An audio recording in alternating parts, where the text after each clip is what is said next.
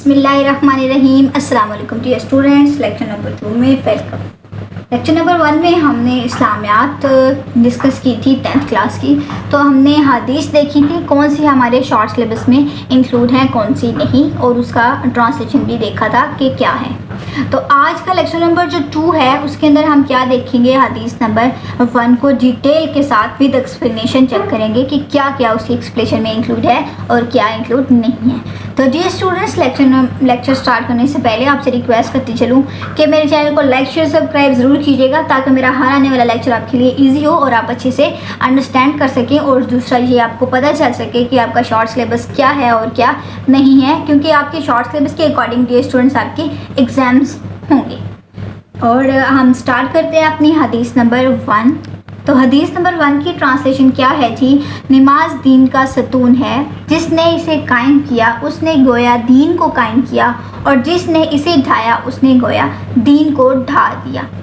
ठीक है dear students, ये थी इसकी ट्रांसलेशन। तो आपको मैं यहाँ पे एक बात क्लियर करती चलूँ कि डियर स्टूडेंट्स, जब आपने अपनी हदीस की ट्रांसलेशन याद करनी है तो आपने वर्ड बाय वर्ड जो है वो आपने हदीस की ट्रांसलेशन याद करनी है। ठीक है जी।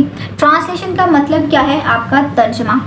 तो अगर आप तर्जमे में कुछ वर्ड्स को मिसिंग कर देते हैं या कंप्लीट तरीके से नहीं लिखते तो आपका मार्क्स जो है डेफिनेटली कट जाते हैं। ठीक है जी।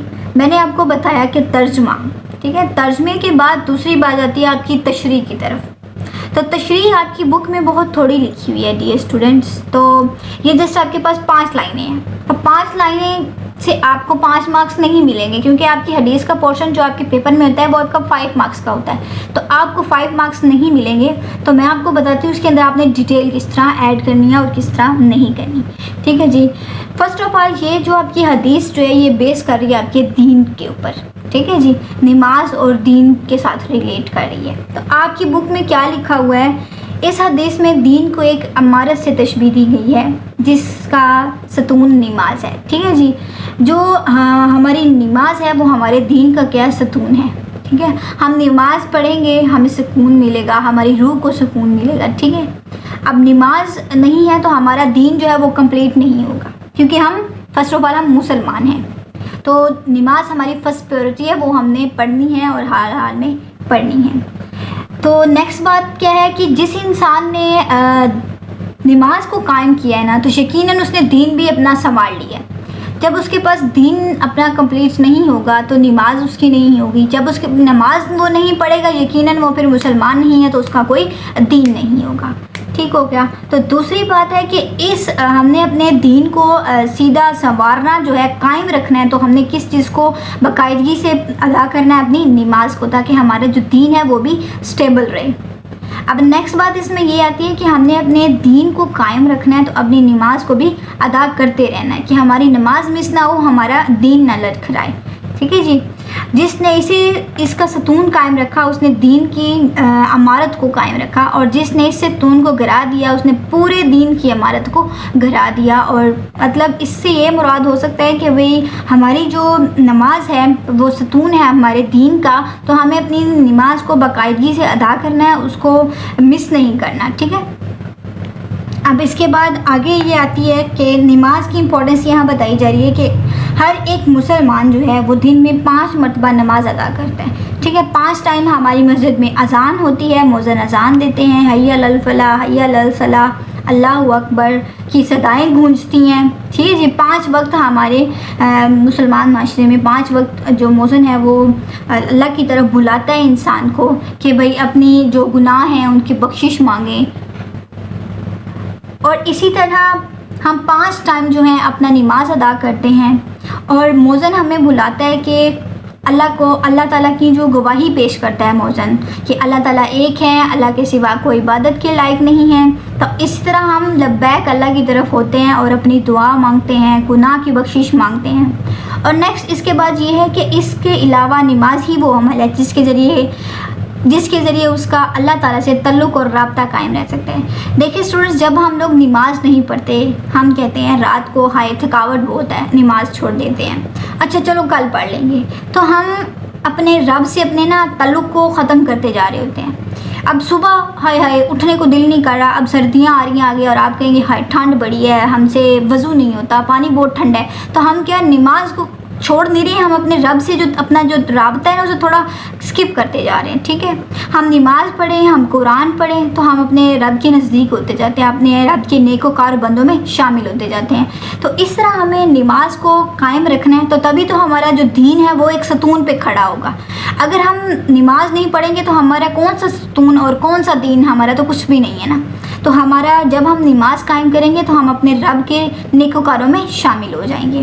تو ہر کوئی چاہتا ہے ہم اپنے رب کے نیک وکار لوگوں میں شامل ہوں اور اللہ تعالیٰ ہم سے خوش ہو. ٹھیک ہے، ہمیں سیدھی راستہ دکھائے، صراط المستقیم پہ چلائے. جب ہم نماز ہی چھوڑ دیں گے، ہم اس میں ہی نہیں کہیں گے رب ہمیں صراط المستقیم پہ چلا، تو پھر ہم کیسے چل پائیں گے؟ نہ ہم دعا مانگیں گے. ٹھیک ہے جی، جو ترک نماز سے کمزور ہو جاتا ہے. ٹھیک ہے، جب ہم نماز کو چھوڑ دیتے ہیں، ہم نماز نہیں پڑھتے، تو ہم پھر کیا کرتے ہیں؟ اپنے رب سے دوری ہو جاتی ہے ہماری. تو اس لیے ڈیئر اسٹوڈنٹس، آپ سے ریکویسٹ کرتی چلوں کہ اپنے ایگزامز میں زیادہ رٹا لگانے سے بہتر ہے کہ اس کے اوپر فوکس کریں کہ اس میں کس بات پہ ہمیں کہا جا رہا ہے کہ آپ یہ عمل کریں. تو آپ نے نماز جو ہے اسے چھوڑنا نہیں ہے، بالکل نہیں چھوڑنا، کیونکہ نماز جو ہے ہمارے دین کا کیا ہے؟ ستون ہے. وہ ایک بلڈنگ ہے، ہمارے دین میں نماز ایک بلڈنگ ہے. پھر اس کے بعد نماز، آپ کو پتہ نا وہ ارکان اسلام آپ کو پتہ ہوں گے، آپ نے یقیناً 3rd کلاس سے پڑھنا اسٹارٹ کیے ہیں. تو سب سے پہلے ہمارے پاس کیا آتا ہے؟ کلمہ طیبہ آتا ہے. وہ 5 ارکان آپ کو یاد ہوں گے. سب سے پہلے ہمارے پاس کیا آتا ہے؟ کلمہ طیبہ، نماز، روزہ، زکوٰۃ اور حج. تو کلمہ طیبہ تو ہم نے مسلمان ہو گئے، ہم نے پڑھ لیا.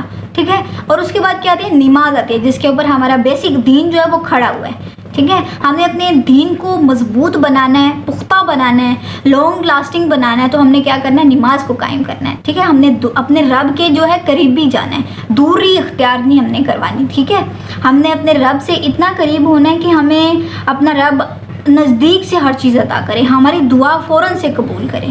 ٹھیک ہو گیا، ہم نے فلاح پانی ہے اپنے رب سے، اپنے رب سے ہر چیز ہم نے اپنے رب سے ہی مانگنی ہوتی ہے. تو ہم نے اس کے لیے کیا کرنی ہے؟ اپنی نماز کو قائم کرنا ہے. تو یہ نہیں کہنا سردیاں آ رہی ہیں جی آپ سو جاتے ہیں، ٹھیک ہے صبح اٹھ کے پڑھ لیں گے، ہائے ٹھنڈ ہے وضو نہیں ہوتا. اس طرح نہیں کرنا. ہم نے کیا کرنا ہے؟ اپنی نماز کو پورے طریقے سے ادا کرنا ہے. بے شک ٹھنڈا پانی لگ رہا ہے، اپنی نماز کو قائم کریں. اگر آپ اسی طرح ہی روز کریں گے، اپنے رب سے دوری اختیار کرتے جائیں گے، نہ ایگزامز میں اچھے مارکس آئیں گے، نہ کلاس میں شاباشی ٹیچر سے ملے گی، اور کیا ہوگی؟ انسرٹ، امی ابو بھی خفا ہو جائیں گے. ٹھیک ہے، ہم اپنے رب کو خفا کرتے ہیں نا تو ہم سے ہر چیز خفا ہو جاتی ہے. یہ نہیں، اب ہمارا اور ہمارے رب کا تعلق جو ہوتا ہے وہ ایک سائڈ پہ ہوتا ہے، وہ مضبوط ہے اور ہر چیز سے مضبوط ہے.